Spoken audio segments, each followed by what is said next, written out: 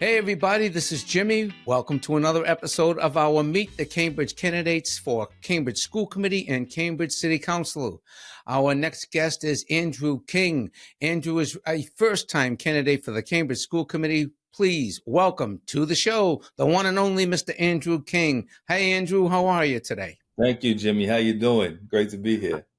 Good to see you, my friend. So tell us a little bit about yourself, Andrew. How long have you, a little bit about your background, how long have you lived in Cambridge, and why are you running for Cambridge School Committee?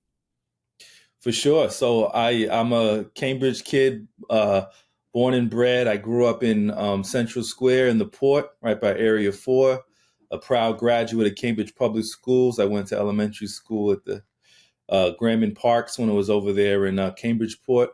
Mm-hmm. Proud graduate of Cambridge Rindge and Latin. I hail from an activist family who's been real active on housing justice and many other issues in the community. Mm-hmm. And Cambridge Public Schools instilled in me my lifelong social justice commitments and sort of launched me on a path of community advocacy, education research. Went to college in Philly, spent some time in New York City, working in city government, and then came back home to Cambridge to do my PhD at UMass Boston in public policy. Excellent. So are you a doctor? Yes, sir. So I should call you Dr. Andrew, Dr. King. Yeah. You can call me Drew. Doesn't matter. Okay, Drew. Call me as Drew. Okay, Drew. So why are you running for Cambridge School Committee?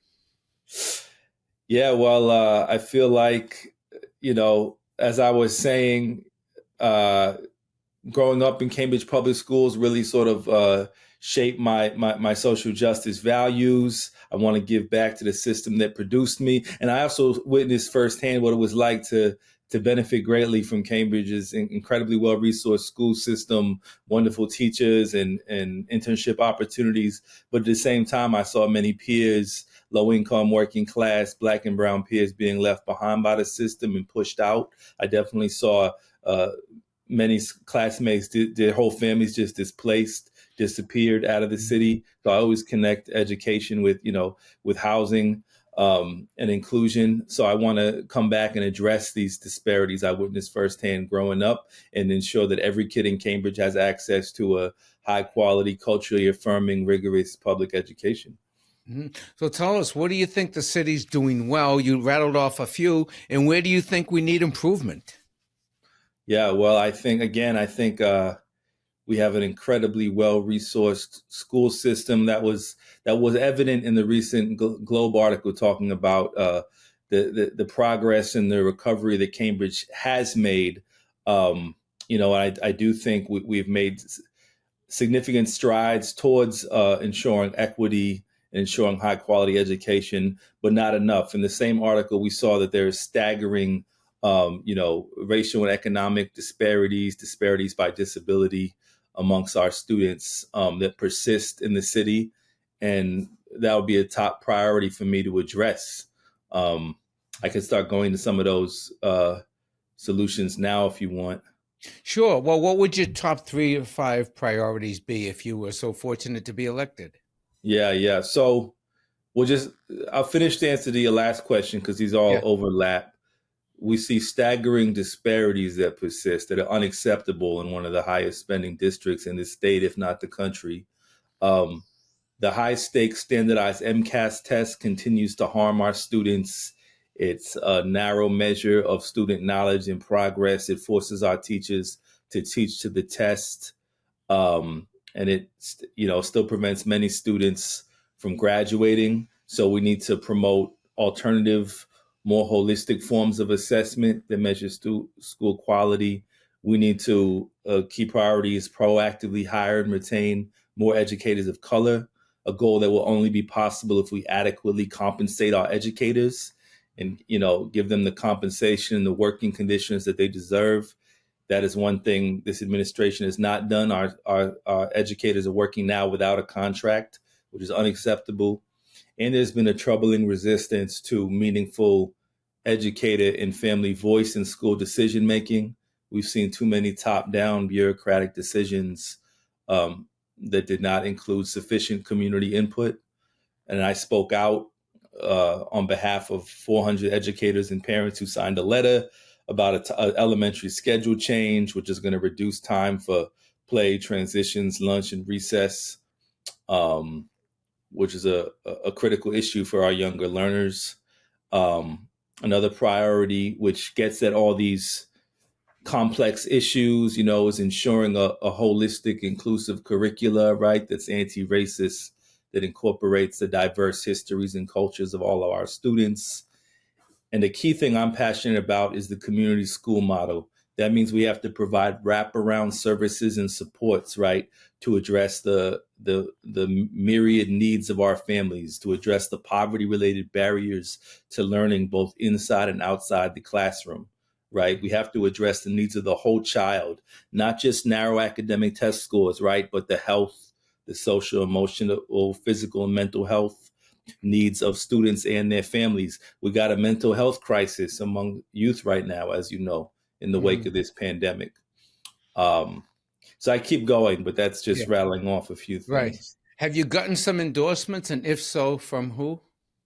Yes, sir. We got a wonderful the Teachers Union endorsement, the Cambridge Education Association. I'm proud to be one of just 3 candidates to get the endorsement from our educators. We have unions such as SEIU 509, the Human Service Workers and Educators Union. I'm grateful to have their endorsement. UAW 9A, they work in collaboration with groups like the Harvard Grad Student Union, have UAW's endorsement. State Rep Mike Connolly, Progressive State Rep, have his endorsement.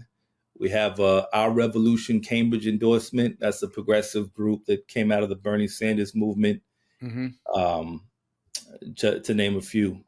Right. So I assume that you would be supportive of the universal pre-K and the 100%. Tutoring program that's going to hopefully be enacted the next session, I guess. Yeah, universal pre-K, as you know, Jimmy, is so critically important. So much research shows that crucially important brain development is happening in those early childhood years. So a key way to address opportunity gaps and to address barriers for our marginalized families is you need to provide free universal pre-K. We have to make sure it's free, and it should cover the full 8-hour workday, 5 days a week.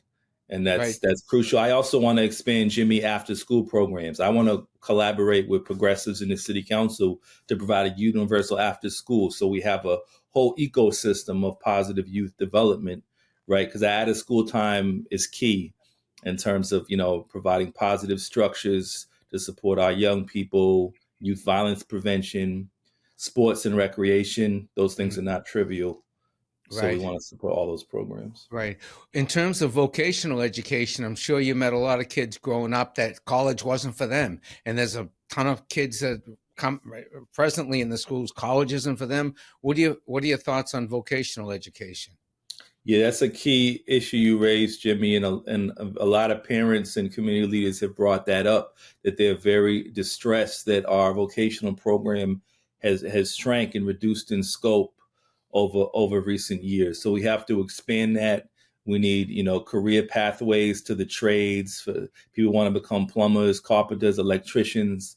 I got buddies of mine who struggled at Ringe, who never went to college. I was a perpetual student. I went to college, grad school. Yeah. I got buddies that didn't go to college, but now they got into the trades and the construction union, right? They're making more than me. They're doing great. And try getting them to come. I want to see some green job training too. Yeah, and try to get one of your buddies to come when you need an electrician. I know we go way back, but I need an electrician. I'm sorry, but I'm booked for the next 4 months straight. You know what I'm saying? Yes. Yeah. How about the report, the evaluation on the school superintendent? Any thoughts about that? Apparently it wasn't as good as people had hoped. Any thoughts about that? Yeah, so I think I've been one of the most outspoken candidates, Jimmy, critiquing some of the approaches of this administration, which again, as a lot of us know, has been very top heavy. We need to expand structures for more collaborative school governance, right, at all levels for our families of color, our public school teachers, our students, and really get those voices in there for more participatory decision making. It's very important. And that's what some of my PhD research focused on, Jimmy, this community school model that really places a strong emphasis on building those bonds of trust with families and providing parent leadership training. So you have active parent leaders in each school helping to make decisions that are influenced by the community, right? And not just by the central administration. And we need administration that's going to invest in our teachers and not push back, but get them the fair contract they deserve. Right. So, Andrew, how about a closing statement? And where can people find out more about you? Where can they donate, get a yard sign, sign up on your email list, volunteer, whatever? Where can they find you? Please, a closing statement, and then let people know where they can find you. Yeah, absolutely. Well, I'd absolutely be honored for folks to consider me for their number one vote for school committee. I think I bring combined experience leveraging my deep roots in Cambridge with my extensive experience working in city government to directly impact the lives of young people, my experience with youth and education policy and my education research, bringing that all together. And www.electandrewking.com is the site, electandrewking.com. And you can sign up and get a yard sign. You can sign up for my newsletter. And I'd be grateful if you'd honor me with your number one vote. Great. Andrew, thank you so much for joining us today. Continued success. Congratulations on being a first-time candidate. And we will see you on the campaign trail, and we'll see you on the Cambridge circuit. Thanks so much for joining us. Thanks so much, Jimmy.